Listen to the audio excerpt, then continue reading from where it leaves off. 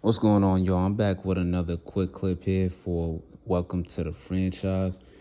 Just wanted to tap in a little bit about the NFL. I know it's been a little while since I tapped into that with all of the NBA action going on and the NBA conversation going on surrounding All-Star Weekend and the season and everything going on with that. But just want to tap back in real quick about the NFL and just have a couple of takes about the NFL free agency and off-season period, just a little preview of that, and some of the small conversations going on with that leading up to free agency, like I said, and also probably the draft right behind that.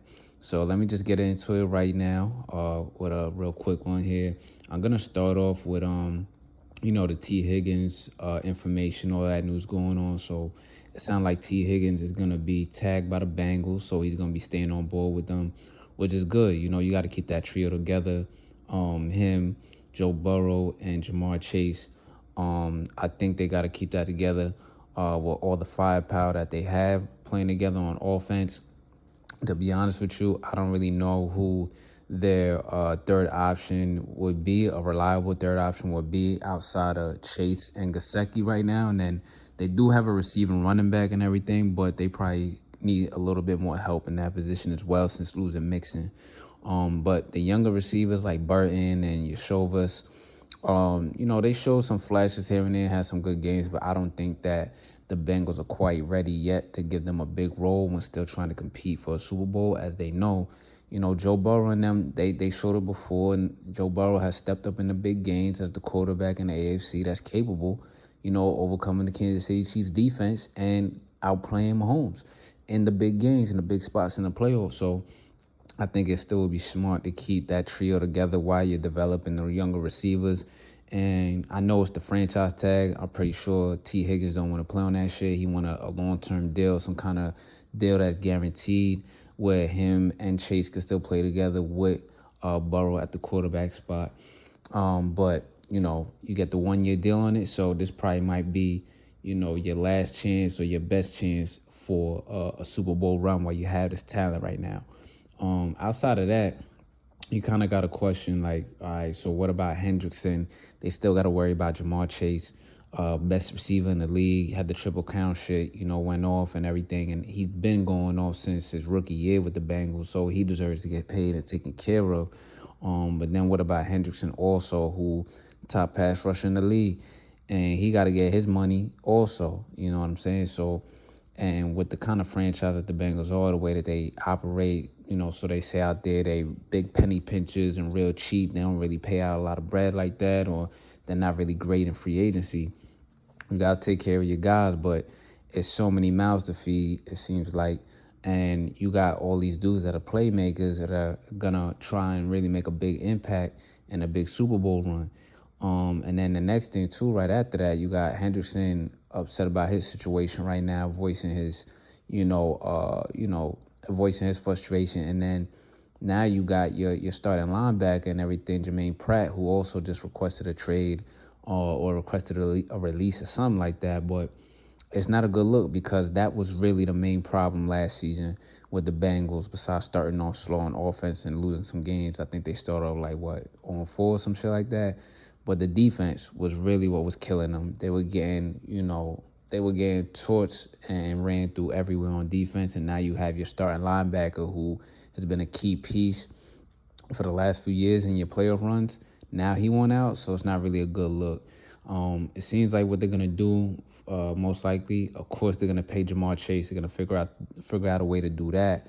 That's why they're giving the franchise tag to Chase, to Higgins, and not getting him a long-term deal because they got to back up the Brinks truck for Jamar Chase. They probably gonna fuck around and trade Hendrickson somewhere like the Raiders or Detroit or whoever's gonna be open to take him and needs that roster that needs that position filled to make a playoff run. Or I don't know, maybe he plays on. I don't understand all of the intricacies of his deal and everything like that right now with the Bengals, his current one. Maybe he plays out the rest of that or holds out, whatever the fuck he want to do. But it's a tough situation. You got Joe Burrow talking about he want to possibly restructure his deal as he got the biggest deal that we seen on the Bengals as the quarterback. Of course, they're going to take care of that and lock that shit up. But who the fuck is he going to compete with to get into Super Bowls and beat, the Josh Allens of the world, the Lamar Jacksons of the world, and of course, the Patrick Mahomes of the world. While it looks like the Chiefs may be taking a small step back, but even a small step for them, they're still going to be a force to deal with, in more years to come. So who's Burrow going to throw to outside of Chase and maybe Gesicki? And then not only that, we seen it's the defense, like I said. What's the defense going to do? You got to keep guys around. Joe been saying that shit like we got to get by his pace so we can still motherfucking compete. We got to play. We got to pay our playmakers so we can make the plays we need to so we can get in the Super Bowl and get a fucking championship. So I think that's good that he's talking like that and voicing it out loud, because if they don't get it all together there and take care of their guys, then that window is going to slam shut soon for that franchise at least. So I think that, this offseason is big for them, and the season's going forward is going to be a little bit another opportunity and the best chance to try and at least catch Kansas City before their window closes. Now, after that, you got the Bills, who I think are in line after them or with them to probably, knock off the Chiefs. And what do the Bills do? How do they start off or approach this all season here? Do they go for a big-ass swing? You got Myles Garrett requesting a trade from the Browns. Shit, fuck it. You might as well go ahead and make that big swing right there. The formula's already out on how to really, neutralize or stop the Chiefs' offense and definitely make Pat Mahomes uncomfortable, which we already knew that as pressure. But, that's the staple of anything in football. It starts up front. You got to have pressure up front. You got to beat up the O-line. You got to beat up the quarterback and rough him up and make it a tough, long day for him. So, they probably should fuck around and make a big swing for someone like Myles Garrett if they can. Also, I think they may need a receiver. Amari Cooper is going to be a free agent, I believe. Maybe they bring him back on a 1 year, something like that. They still got the young boy Coleman and Shakir in the slot, but I think they're probably going to look for another presence that, could serve a big role in everything, could serve a key role in everything outside of the other targets that they do have. So what do? Do they make a trade for a receiver, do something crazy, or sign someone in free agency? Do they try and give a bigger role to maybe Mac Hollins as he showed up in big plays, but in the offseason maybe they, start building on some more packages for him and everything like that so he could be more of a consistent every down receiver? Who knows? But I think the first move for them, they should probably think about an approach is maybe, take that big swing from Myles Garrett. Because the D-lines are already good, but you could always use more pressure. You could always use more edge rush, especially when it comes to playoff time. And that dude right there, you can't go wrong with that. But, following that, the Browns, I see them most likely wanting to deal him out of the conference, so out of the AFC, and trade him somewhere in the NFC.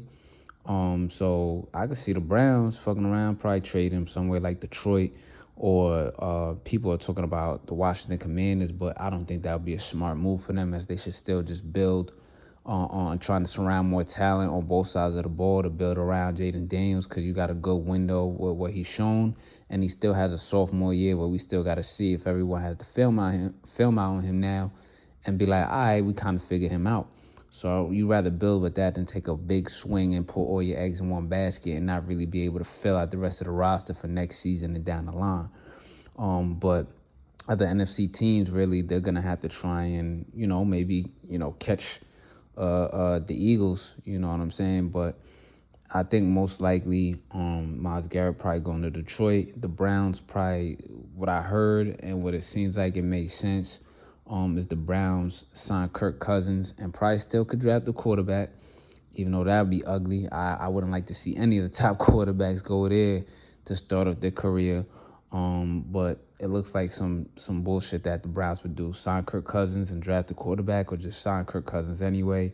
If they do trade Myles Garrett, they should to Detroit, but they'll probably do some dumb shit and trade him to some other team that, he probably don't really need to be at. But we'll see. It's going to get interesting.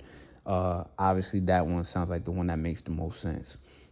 And then following that, Aaron Rodgers is out of the door in New York City. That's a good look for the both of them, honestly, in my opinion. Him going to the Jets, to me, is terrible for his legacy. I seen the way he was looking from when they traded him, when he got traded there and everything. I knew this exactly how the story was going to go and how it was going to end. Now that shit is over. And for him, if he's still going to play, or if there's still opportunities or windows for him to play and start looking at least decent to good again before he's on his way out. I don't know about competing for a championship, but who knows? At least competing for the championship, conference championship game next year. Who knows? You can't put it past him. Past certain players that were elite in their heyday, but they may have some in them.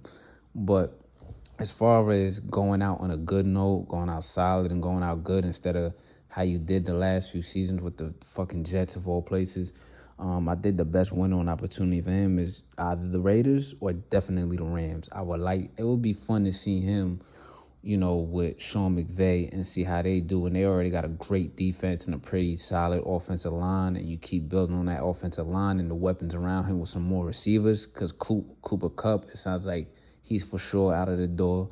But you put some more weapons around him and everything too with a great defense. And he's in L.A., playing in the Dome, as you get older and everything for the most part. And you got a great head coach with a good offensive mind. It'd be interesting to see, but who fucking knows? We got to see if this motherfucker even for real, really want to play and shit. So we'll see there. And then following that, I think there's possibly going to be some crazy trades coming this all season, for sure, because I think on both sides, but in the NFC, who's actually gonna try and be a legit squad to gun for the Eagles, to slow down their potential dynasty, like, because to be honest with you, to me, I think the Eagles are going right back. They're going right back. Is it definitive to me quite yet that they're gonna repeat? I don't know. We gotta see what the AFC teams are gonna be doing in the all season. Those guys like the Ravens and the Bills and the Bengals and some other teams in the AFC that probably didn't make the playoffs or were in the playoffs, and they might re-up even harder. The Texans, Chargers, you got to watch out for. So it depends, but for the most part, it's really looking like from the NFC side, Philly going back for sure. Probably going to repeat unless they play someone like the Ravens or they play, honestly, or they play the Chiefs again. I'll say that just for right now. But as far as on the NFC side, man, those teams are going to have to do some work. Some are going to have some work to do. Some are going to have a lot of work to do if they're even going to be on par and catch up with the Eagles and try and slow them down, because the Eagles will draft well again. They're going to draft well this all season coming up, and they're going to retool in free agency sufficiently. And they may do something similar to how they did last all season. It's going to be some guys that were probably some role players on some other teams, or they don't look like they're all pros on some other teams, but they're going to find a way to sign them like they did with the Zach Bonds and the Becktons of the world and everything. They're going to sign them and coach them up, and they're going to be contributors again. And then the young dudes that they drafted in the past few years, they're going to be even bigger contributors next season and seasons to come. And then they're going to draft, because they draft so well, where they had the opportunity to put rookies in those spots that are ready for the moment, because they already have a culture set. They already have a group in there, young guys that know what the standard is, because they're just coming off a championship. So all those other teams, man, they're gonna have to do some work and see if they could catch up or possibly slow down a potential dynasty with the Eagles right now. And before I wrap, real quick, just another quick question out there. Speaking in the NFC, and these guys could be leaving the NFC or going to another NFC team, either to help take off the Eagles or fuck around and be some crazy shit, and they ask to get traded to or get signed by the Eagles. What about Debo and Cooper Kupp? Where the fuck do they go? You know what I mean? Where they going? And what about DK Metcalf? Like, I can't see him going to the Eagles. I honestly can't see Debo going to the Eagles like that either. But, gotta keep an eye on those guys too, and those moves and where they might be shifting to and everything like that. And if they switch conferences.